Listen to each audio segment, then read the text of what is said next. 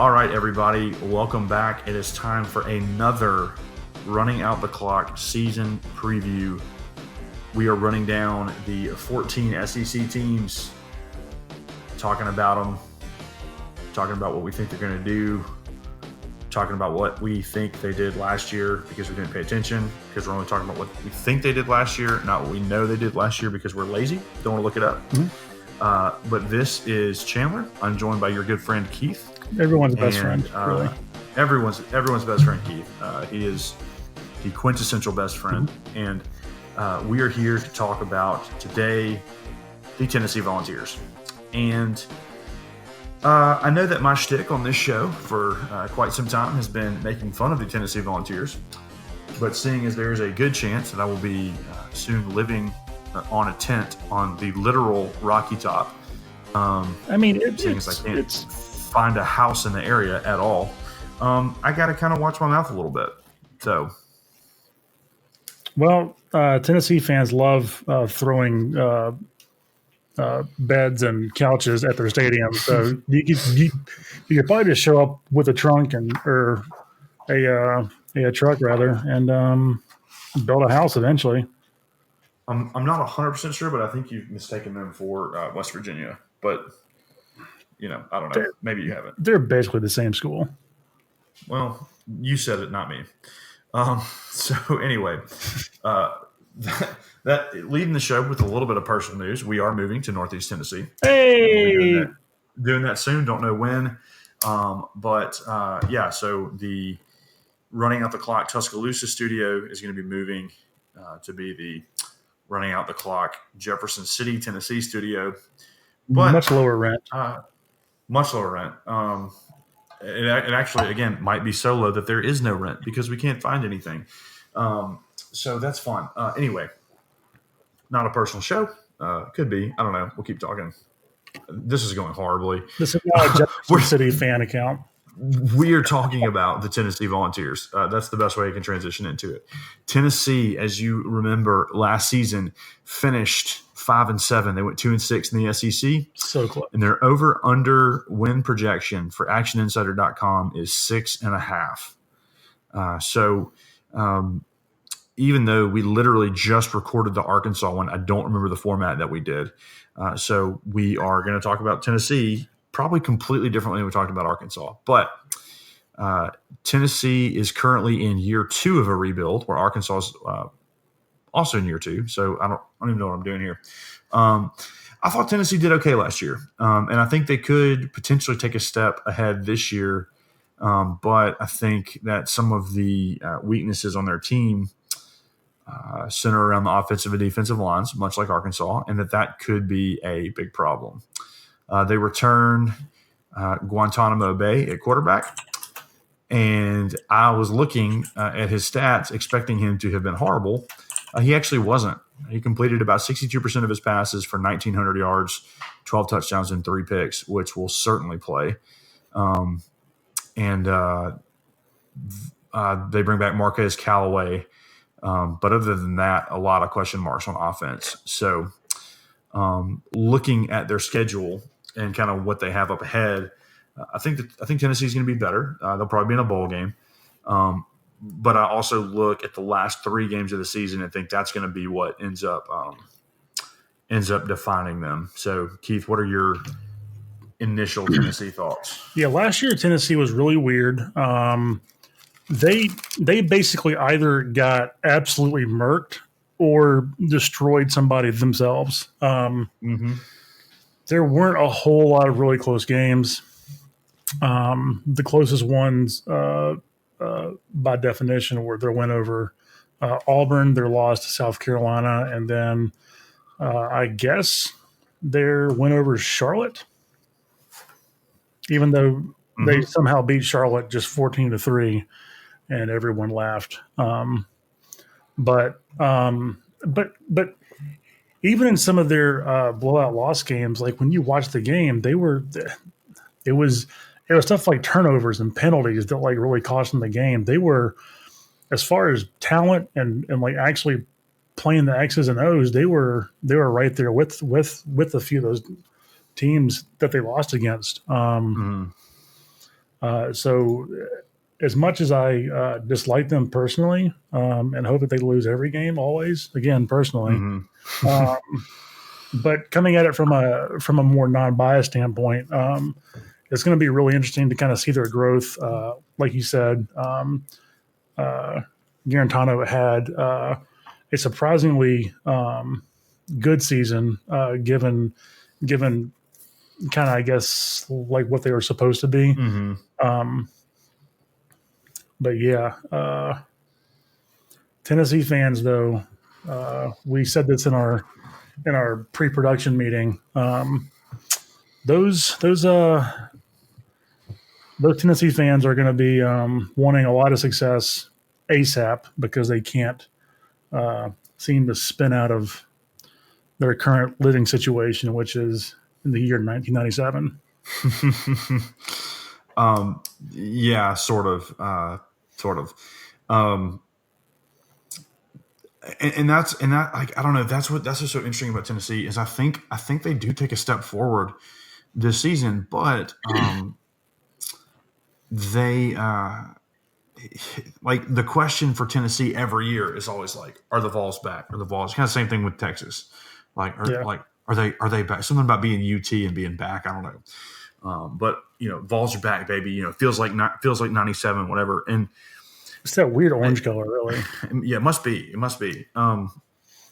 So that's what always kind of makes Tennessee weird for me is that no matter what I think they're going to do, or no matter what they actually do, they never live up to this insane standard that their fans have, and that's where I think that the issue could be.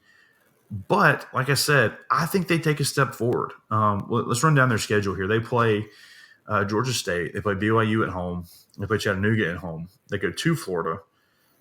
They play Georgia at home. They play Mississippi State at home. They go to Alabama. They play South Carolina at home. They play UAB at home. They go to Kentucky, to Missouri, and they come home to play Vanderbilt. And I think that looking at that schedule, I think the last 3 games of the season really define it, because I think that they definitely have five. They definitely have 5 wins. They're going to beat Vanderbilt. They're going to win their 4 non-conference games. So they're We all said that same thing last year. we did. Although I think that Tennessee has taken a step forward and Vanderbilt has not. But yeah, I mean they got 5 wins with those non-conference games in Vanderbilt, and then I think they're going to lose to Florida, to Georgia, and to Alabama. So congratulations, there's all 3 of their rivals and only 3 teams they care about beating. And then their key games to kind of get over that 6.5 mark are going to be Mississippi State, South Carolina, at Kentucky, and at Missouri. And yeah, it's hard to know exactly kind of what to think in those games, in those questionable games. But certainly, I mean, with Mississippi State and South Carolina at home, I don't have a great feeling about what I think Kentucky or Missouri are going to be. But I mean, if Tennessee's improved at all, those should be winnable games. Yeah. They have a very similar schedule to last year. Something helpful is that they replaced West Virginia with Georgia State, so that's a significant downgrade in the competition. So they should go into that Florida game 3-0. However, that is just a brutal October stretch. They have a bye week before Georgia. State, I think they're very evenly matched with. This year, South Carolina is always going to be kind of a wild card. You think they're better than they are. They end up better than you think. That sort of thing. And they never do exactly what you think they're going to do. They always either impress you or disappoint you. I remember last year, a lot of people thought that they were going to be like second in the East, and some idiot is going to beat Georgia. Yeah, and they came out and got thwomped by Georgia and lost a bunch of really key games, and then we're cruising to a win against Florida before completely melting down in one of the most hilarious games I've ever seen in my life. But yeah, so it's going to come down to those last 3 games, and unfortunately for them, 2 of them are on the road, Mm-hmm. uh, and then their home game against Vanderbilt, and I think that we can agree while Tennessee got better and Vanderbilt got worse, it's still Vandy and it's still a rivalry game. And I think that Tennessee was the better team last year, and they still managed to not just lose, but lose pretty badly in a must win game for them. No, you're definitely Uh, right with that. so uh, so yeah, it I think it's going to be really telling just how much they've grown coming out of October. Yeah, yeah, because I mean you're going to take some lumps there. You know, at Florida, against Georgia, against Mississippi State, at Alabama. I mean, in the Mississippi State game is a game that if you're Tennessee, you're looking at that one thinking like kind of regardless of because I don't know much about State, but I know that they've lost a lot. It's a game at home. If you're Mm-hmm. Tennessee, you're looking at that game like that's a game we should be able to get. But what's And your it's a game that you need to get. yeah? And so what's your status mentally after you've probably lost to Florida and Georgia, and then you have Alabama the next game? What are you mentally what's going on for you there? Yeah, and I'll say this about the Alabama game. I think they play every year, don't they? Tennessee and Yes. Alabama. Yep. Mm-hmm. They've lost the last several years, but if I'm not mistaken, they were either winning or down by just a few at halftime last year. Like everybody was kind of surprised by how Tennessee came out, only to be kind of ho hum because Alabama came out angry and just Mm-hmm. beat the brakes off of them in the second half, which is turning into kind of an Alabama Tennessee true edition. Mm-hmm. But those games are always weird. I'm not going to say that Tennessee is going to win that game this year, but they've Tennessee's always played Alabama really well, and I'm going to again, deliver my first scathing hot take of the running out the clock season and say yes, that Tennessee will not beat Alabama. ooh, You heard it here first. I'm going to go grab a bucket of ice real quick. I got to cool off. Tied over Vols. But yeah, October is just a monster Yeah. month for them, both for like this season for their program as a whole, Mm-hmm. and really just kind of a litmus test for where Pruitt is with them. Yeah. Yeah, and I think he's recruiting well enough, and he's doing all that stuff. All the off the field stuff, and he's not giving you the stupid like brick by brick and champions of life and all that just garbage that Butch Jones gave them. But it's a rebuilding project. It's a process for them. When you look at their two deep on defense, there's a lot of freshmen and sophomores there, which is not great. We mentioned the Lindy's offensive and defensive line rankings. Tennessee's defensive line comes in at number 13. Their offensive line comes in at number 12. So, that's not great. But they did recruit really well, and so they'll have some young. They'll have Yeah, some and they some young players ready to go. So yeah, and they managed to get Jim Chaney, who was the OC at Georgia last year. mm-hmm. And Georgia had a pretty good offense last year. So if he can stick around and kind of put his touch on the offense, I think that they're looking up a little bit. Yeah. I mean, look, I think this could be a big step forward for Tennessee because look, it's got to be a slow build kind of thing because the place that Georgia is in right now is unattainable.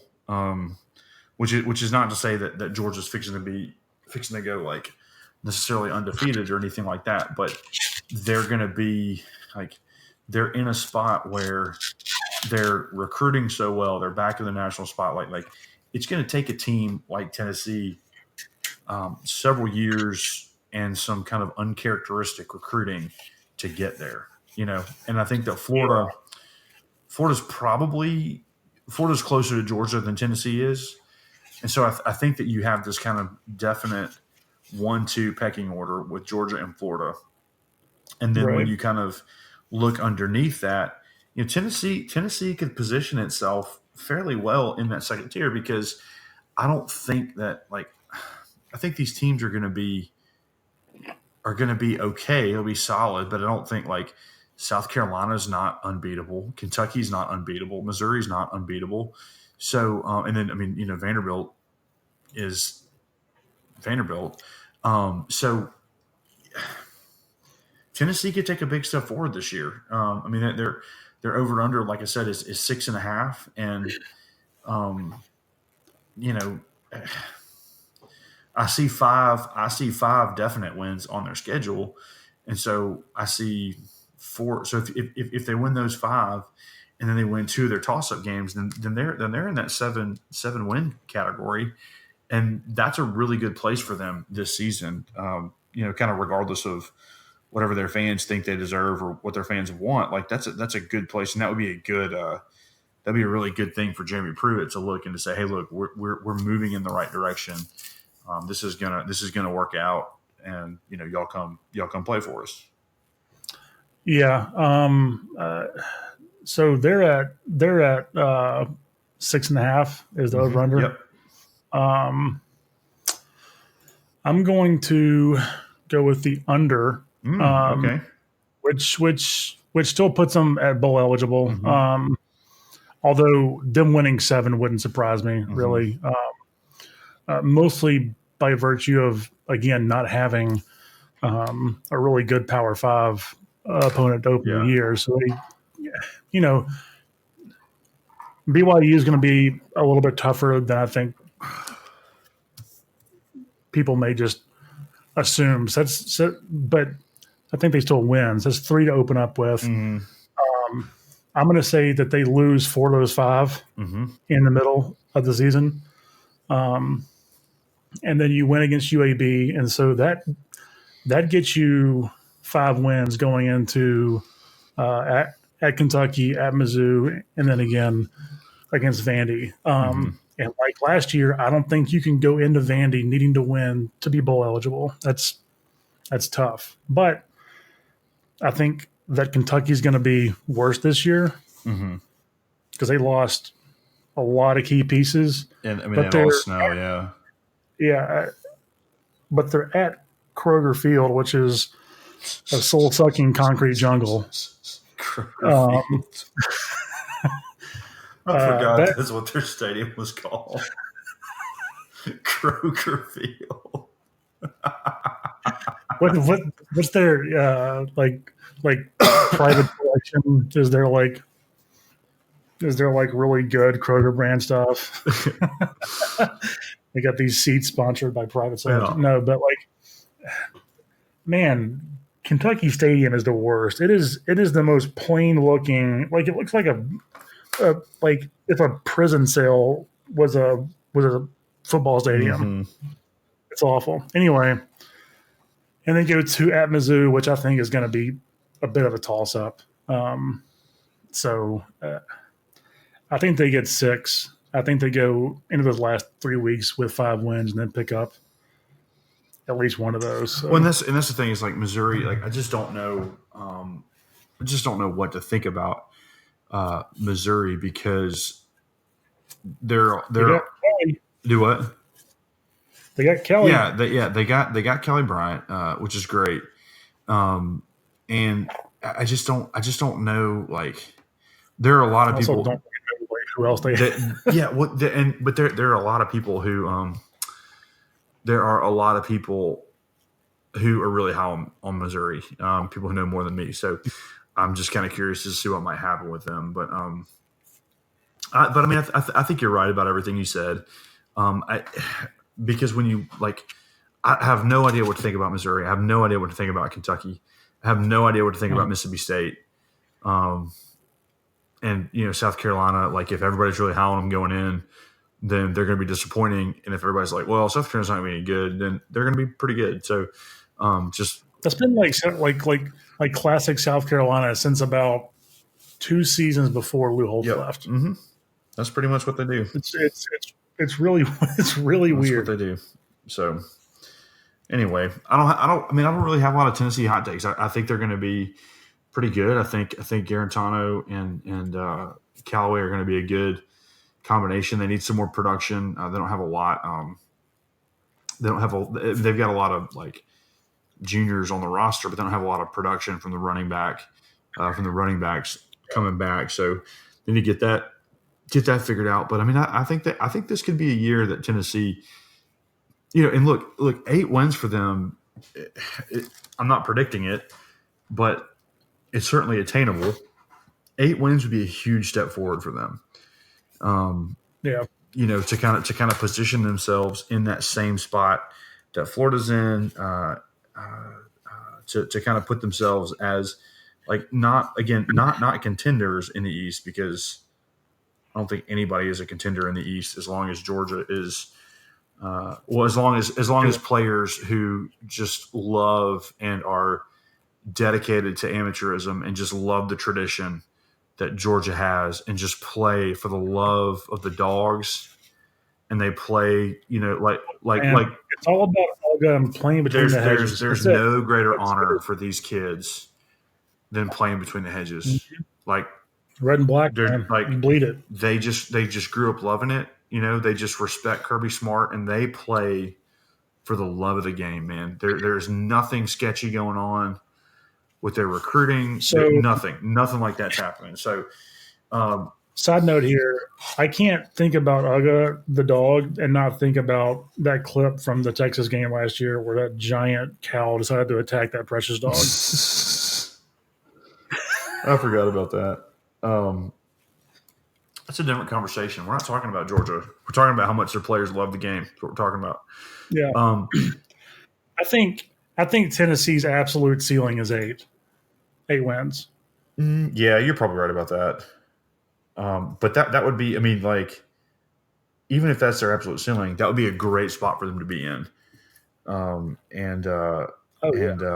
mean, that'd be a huge season for them. Ton of momentum, ton of good stuff happening for them. So yeah, I mean, I think this could be, and Tennessee's a young team, so this is like to win 6 or 7 with a young team like this. They might not be a young team. They seem like a young team to me. They might not be. Somebody. I think a lot of their like major impact players are going to be redshirt freshmen and like true sophomores. Yeah, well, I'm just worried about somebody calling and be like, "Well, man, up here on Rocky Top, we got us a whole bunch of juniors and seniors that are ready to get out here and run through the Power T and win some football games." But man, I'm sorry, I don't know what I'm talking about. I looked at their depth chart. They seem like a young team. To win 6 or 7 with a young team would be really good for them. Should they get to 8, I mean, that would be an unmitigated success for Tennessee. And I think everything would have to go right for them. But I think it's possible.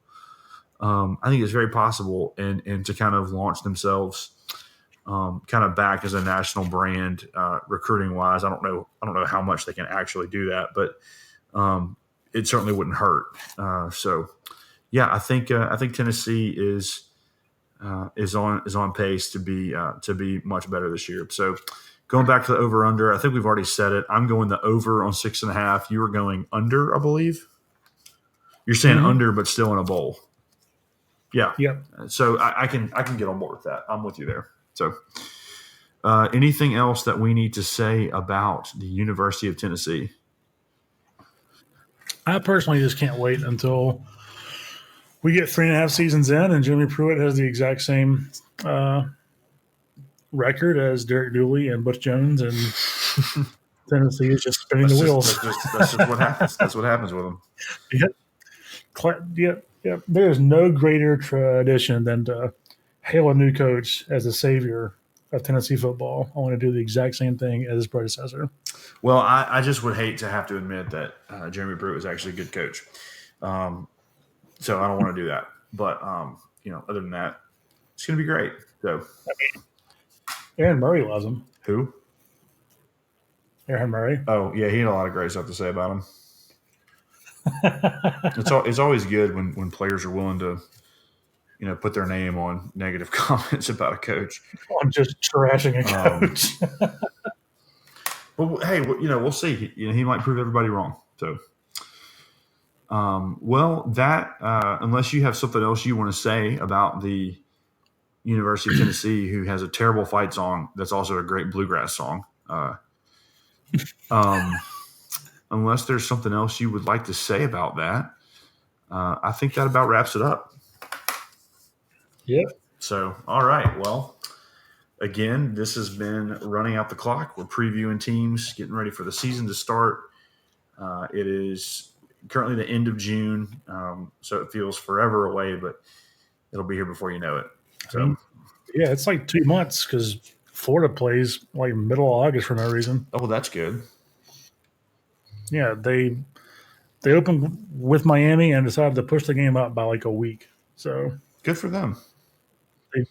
They start like August 24th or something, and everybody else's first game is like September 6th. Who's the coach at Miami at this point? Manny Diaz, isn't it?